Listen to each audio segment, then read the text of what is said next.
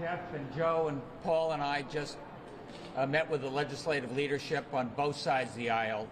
I think I can tell you there was strong consensus that now is the time to provide immediate relief, aid to the people of Connecticut broadly in terms of inflationary pressures, and specifically as regards drivers getting hit at the pump.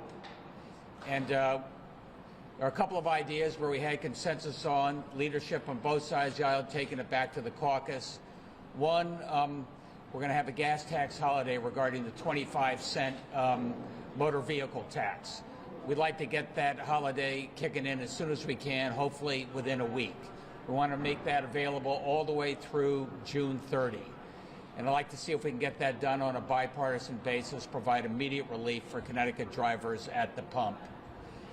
I can tell you we thought broadly about inflation as well, see if we can get a sales tax holiday in for that week, not wait till August, let's do that in April. We thought about how we can provide free bus service for the month of April for all buses here in the state of Connecticut, providing a little relief from people who maybe wouldn't have to get into a car and make it a little easier for people to get around during a time where inflation is up a lot. Look, the cost of gasoline is up about 75 cents since the invasion of Kuwait, 2.5 weeks ago. And I think you see inflation running through the system, and we want to provide that relief.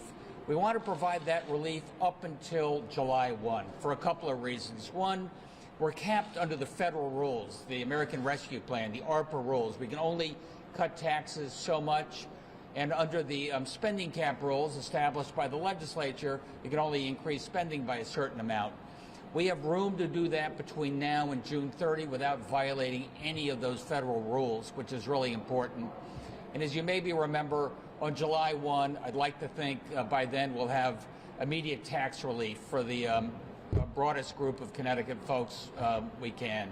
I think you're going to see most Connecticut ratepayers will see a $200 or $300 reduction in their property tax on cars. That should provide immediate relief. The spiraling cost of inflation and what you see at the gas pump also hits people with fixed incomes particularly hard.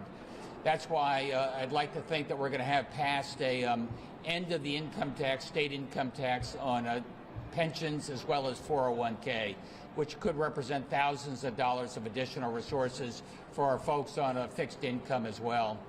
So I'm looking forward to hearing back from the legislative leadership. I think they're going to have their caucus meeting within 24 hours even, and see how fast we can move to provide relief for the people of Connecticut. And with that, we've got the folks here, how it impacts transportation, how it impacts ARPA, and a lot of those rules, and Paul can talk about what's next with the legislative leadership. What would the impact be on the Special Transportation Fund, which until recently was in fairly shaky status? Yeah, that's exactly right. Special Transportation Fund was bankrupt, as you remember, a few years ago. Given the high price of gasoline, we have now replenished up to a couple $100 million now in there. So we do have a little bit of breathing room. This tax cut with the motor vehicle tax would cost about $90 million between now and July 1. So we have some room to do that without impacting the Special Transportation Fund. If you went out longer, you would impact our ARPA ruling in terms of what you can cut, and you'd really impact the solvency of the Special Transportation Fund. The $90 million is the tax cuts that are new being discussed with leaders, or does that also include some of the other things that are in the works? No, the $90 million is new. That's eliminate the motor vehicle tax, that 25-cent tax between now or as soon as we can up until June 30. You had mentioned last week that your concern was that the gas tax would only cut $70 million. You wanted to make sure that the numbers add up. You're concerned that you use any federal money, the federal government won't want to see you reduce taxes and use that money. Will you use any of the federal money and do the numbers will add up? I can tell you the numbers add up. I can tell you the cuts that we are proposing, and I hope the legislature, verifies, all fit within the ARPA rules and keep the Special Transportation Fund more than solvent. We need a little bit of set-aside money when those competitive grants coming through, and Joe and Mark and team think we're in good shape there. Any idea how much would the 25 cents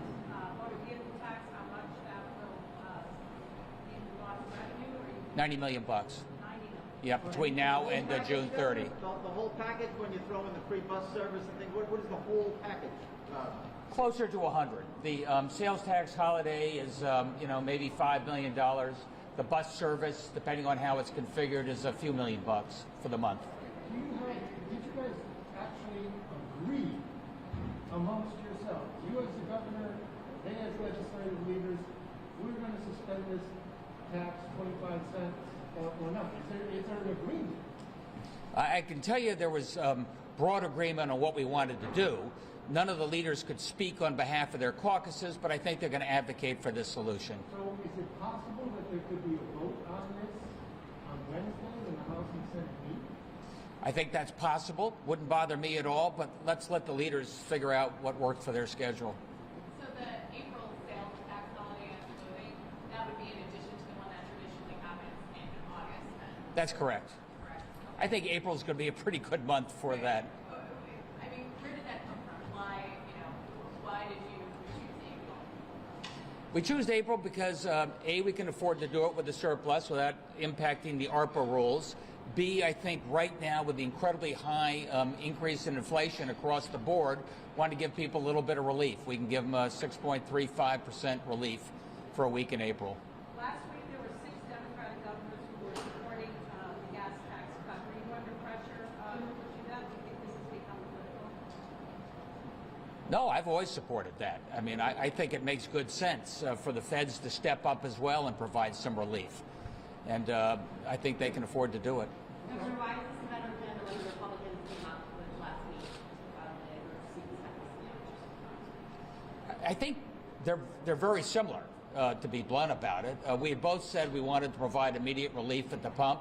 We had talked about either a rebate or cutting the motor vehicle tax. I think we broadly agreed that the 25 cents is something we can support and pay for and keep the transportation fund solvent. So it's nice when we agree. Was your view that this is faster? In other words, you're just cutting this at the pump, correct? You mentioned 5 days ago a rebate, which takes time. You got to get their checks, send them out, et cetera, et cetera. Did you decide on to do this because this is faster? I think it was faster. It had already been pre-cleared by some of the caucuses. They were ready to go along these lines. Look, I worried a little bit, Chris, that I provide a 25-cent tax cut. Who says the middleman will pass it all along to you at the pump? So we're working on ways that we'll be able to hold people accountable. More on that to come. Well, that's the thing. You know, we were told last week, well, we've got a 2012 law that says, you can't charge people more than your tax liability. So this will assure Republicans say this will assure that the savings go on to the consumer. Who says? How can you legally or constitutionally tell an industry that they've got to pass on this 25-cent savings to the customer? Look, the market will determine. Everybody knows you're getting a 25-cent cut. I think a lot of the consumers will be out there looking for a 25-cent tax cut. We're going to be able to put in place some crowdsourcing that shows you those gas stations that provided a 25-cent tax cut. And if anybody's using this as a way to expand their profits, they'll probably hear from the Attorney General. And the free bus passes, did the Republicans agree to that? I think they agreed to take that back to their caucus. Okay, so that's not a done deal. And why give people who ride the bus relief? Prices haven't gone up for them. Well, this is more my thing. I can tell you that broadly speaking, prices have gone up for everybody. It's not just at the pump. A number of people could choose between the bus and the car. It's relatively inexpensive for us to do, and I can provide a lot of relief to single moms or dads who maybe have to spend $4 or $5 to go get their groceries and come back. There'll be a savings for them. On the timing, can you take us through the timing? In other words, say they vote on Wednesday. I assume this is immediately as you sign it. Are you saying by this weekend there could be a 25-cent gas tax cut? I'm not sure the legislature is going to be able to move that fast, but you want to speak to that, Paul? So to your question, Chris, Obviously, the governor wants to respect the legislative caucuses and their ability to talk to their members. Obviously, they were there representing their members as members of leadership. Obviously, the governor would love for anything to be done in a very immediate time frame, but he also respects their legislative process. He did, in that meeting, in the meeting in which he called, provided a list of options that are things that he felt were important to deal with overall affordability here in the state of Connecticut, as well as to deal with what has occurred based upon the crisis in Ukraine from the Putin gas increases that we have seen not only in Connecticut but across the nation. So in terms of timing, yes, they are coming into session on Wednesday, but I think everyone knows that they need to be able to talk to their members, prepare them. OPM, Secretary Beckham and his team and Commissioner Giletti and his team will be providing additional details based upon all those relevant aspects that were discussed in the meeting to fully prepare them for any caucuses that they have in the next 24 hours.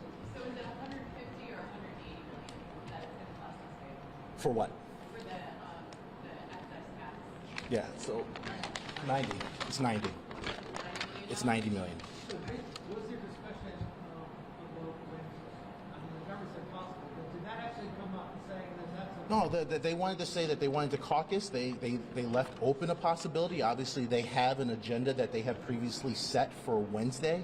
But obviously, the governor respects their legislative process. But we also understand the crisis that we're going through here in Connecticut, and we also understand that people are looking for relief. And the governor in this meeting asked them to go to their caucus and come back to us so we can see when a package of this type can be moved. But we respect their process. Governor, step back. So, and I know this is a hard thing to sort of assess, but if you give us your view as to what is the political relief, 25 cents a gallon off of what is approaching, $4.60 and $5 a gallon, versus real economic relief for people as opposed to the desire to be seen as doing something, the desire on your part to find a job. Well, is it enough? No. Is inflation a lot more than the tax cut we're providing? Yes. Is the tax cut we're providing now a bridge to a $300 million tax cut, early in the new fiscal year? Yes. But more importantly, I thought it was really important that we could work together, Republicans and Democrats, and come up with a bipartisan solution on this. We'll see what comes out of the caucus, but I think we have the opportunity to move quickly. Speed is pretty important here, I think. Did you guys meet in person, or was it Zoom? Zoom.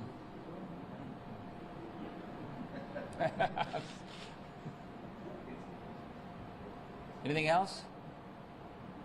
Thanks, everybody. Appreciate it.